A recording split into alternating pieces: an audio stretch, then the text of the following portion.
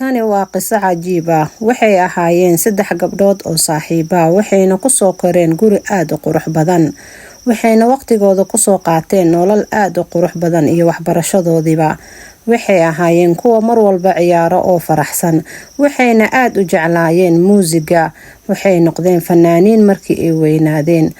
Waxayna noqdeen gabdhaha kaliya oo loo jecel yahay fankooda magaalada oo dhan. Waxayna lahaayeen cod aad u macaan. Cid walba oo xaflad qabta ama aroos qabta ayaa casuumi jirtay. Sida caadiga ayagoo maalin cunto iska karsanayo oo gurigooda joogo oo iska baashaalayo ayaa waxaa u soo dhacay telefoon. Kadibna telefoonkii ayay qabteen sida caadiga ahayd. Waxaana soo wacay gabar caruusad ah oo rabtay in arooskeeda looga heesa. Kadibna way ogolaadeen. Si qurux badan ayay u labisteen. Kadibna waxay waceen gabadhii caruusada ahayd.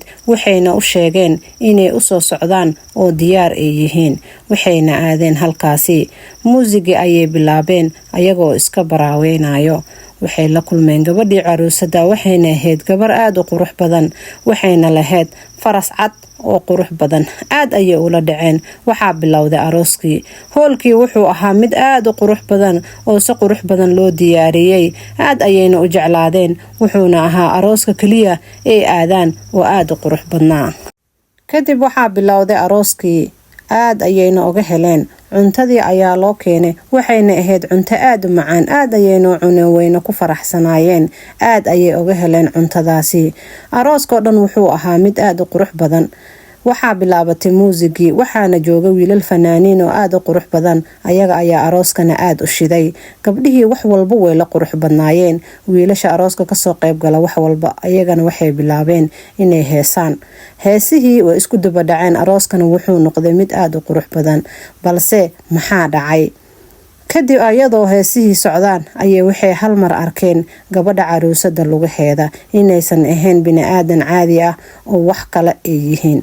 Gabdhihii aad ayay u naxeen, way ama kaageen, wayna naxeen. Waxay bilaabeen oohin iyo walwal iyo cabsi. Maxay tahay maanta halkaan nimaan? Wayna soo carareen. Gurigii ayay ka soo baxsadeen. Waxayna wadada kula kulmeen oday. Waxayna u sheegeen wax walbo. Odagii aad ayuu u naxay. Asaga xitaa wuu la cararay oo way ordeen. Wuxuuna ku yiri gurigaas waxaa degan jinniyo. Dadka dhanna ma ogo inay halkaas jinniyo degan yihiin. Gabdhahayga maalin dambe ha isku aadina halkaasi. Aniga xitaa aad ayaan uga cabsadaa. Waayo waa qiso aniga aan ogahay oon ka warhayo. Gabdhihii way naxeen, way ooyeen. Gurigooda ayay tageen. Salaad ayay bilaabeen. Ilaahay ayay baryeen. Waxay dhaheen Ilaahayow adaana soo badbaadiyay. Maanta maalin dambe kuma noqonayno. Waxay ahayd qiso aad u xanuun badan. Maalintaas wixii ka dambeeyay gabdhihii Ilaahay ayay u toobad keeneen. Maalin dambena muusig maysan aadin.